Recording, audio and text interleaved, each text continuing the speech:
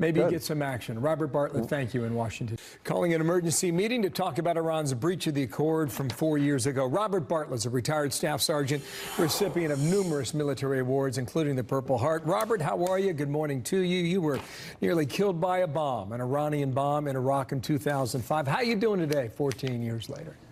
I'm doing great. It's good to see some of the policies are changing in regards with Iran. Yeah. So, you just heard what Marco Rubio said. What do you think of that, Robert? Yeah.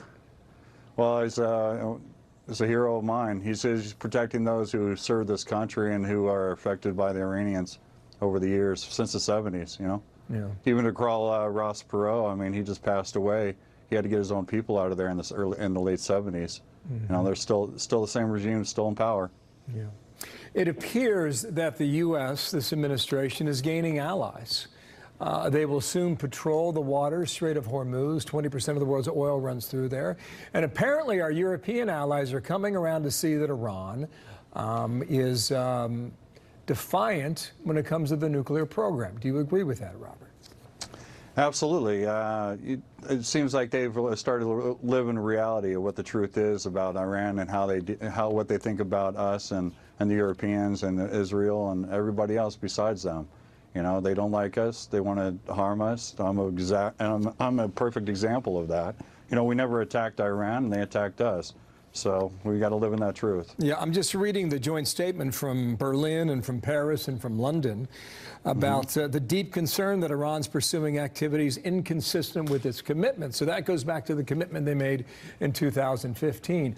We need Europe to not find a way around the sanctions in order to effectively pursue a way in order to change Iran's ways, correct?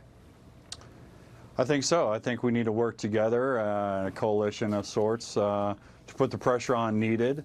You're not going to get any kind of changes unless you get a regime change, and you have to have the people come together in Iran to get that regime changed, you know, and the ideas and the thoughts and their policies on killing Americans and killing Israelis and spreading terrorism. You get that. That's not a peaceful society. Yeah. Well, what do you think Iran is up to? I mean, this is so close to you. What do you think is up?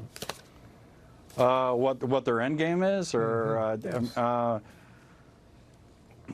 I stopped trying to analyze crazy a long time ago. I'm a Catholic, and so my Bible says, you know, a wise man arguing with a fool will never be satisfied. So I'm not going to argue with a fool, and right now they're being foolish. So, do you fear that we could be heading towards some sort of military confrontation? I'm surprised we haven't yet. This stuff's been going on since the 70s. I mean, we can remember Robert Steedham being pushed out of the airplane and landing on the tarmac. We don't forget guys like that. I didn't forget him, right? I didn't forget my guys who died overseas at the hands of Iranians. So, you know, unless we ourselves are vigilant and keeping these policies to put the pressure on and doing the right thing, then, you know, we have to defend ourselves. That's what it comes down to. Yes, there are those who argue against what's considered endless wars. Matt Gaetz is a Republican from Florida. He was talking about that just this week. Yeah, we're against forever wars, and we don't think that any president should be able to keep the United States in war or any type of conflict beyond 60 days. I don't believe that a 2001 authorization to use military force is applicable in the year 2019 or beyond. I think we need to update the conditions and terms where we would send America's bravest patriots into battle. So he has teamed up with a Democrat from California by the name of Ro Khanna. What is your view on that, Robert? Well, I agree on the endless wars, right? So let's go in it to win it and be done with it. And the only people who know how to do that is the military. So get the policies and the politics out of the way. Let the military do their job so our guys can come home safe, so they can engage and take care of the enemy and then come home. That's our job. That's what I signed up to do. We're not afraid to do it. We're glad to do it. That's why we were built ourselves, or internally and trained to do these kind of things. So get out of the way. Don't let the politics dictate our...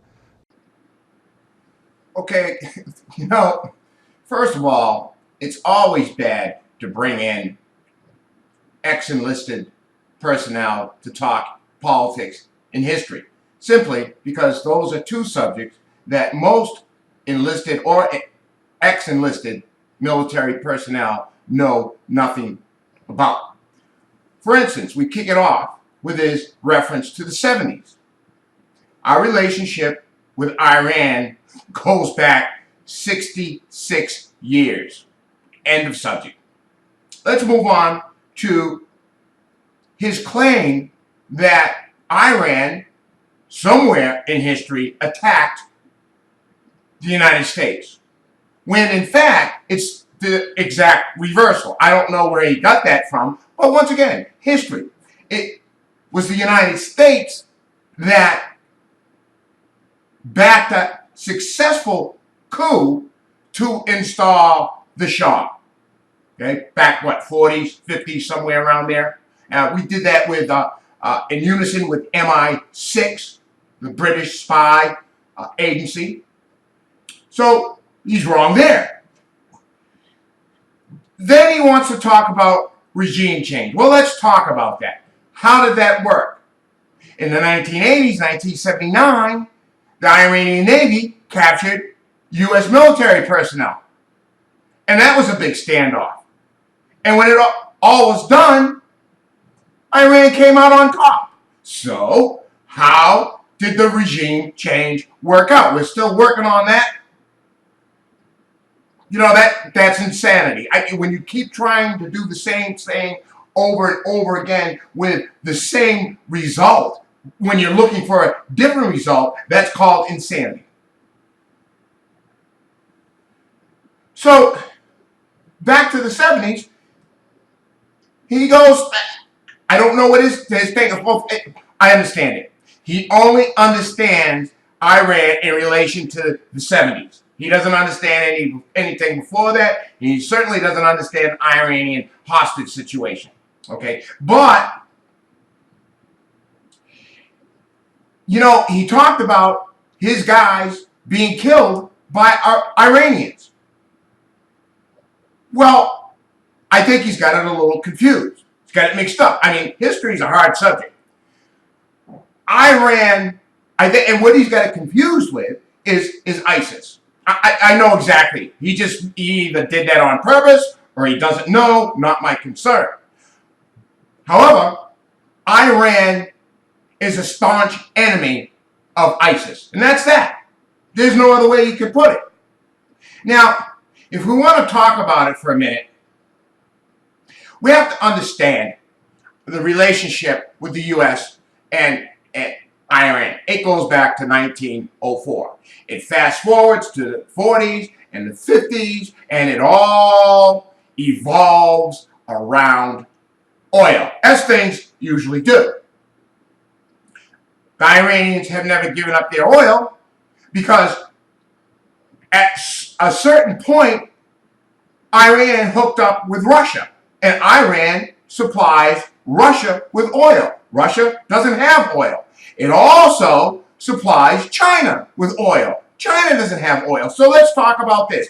When he talks about when Tweedledee asked him about war in Iran, and he said something to the effect of, well, I'm surprised by how we're not there already in war. That's very simple. To be at war with Iran suggests that you're going to be at war with Russia and China. That's why we're not at war with Iran.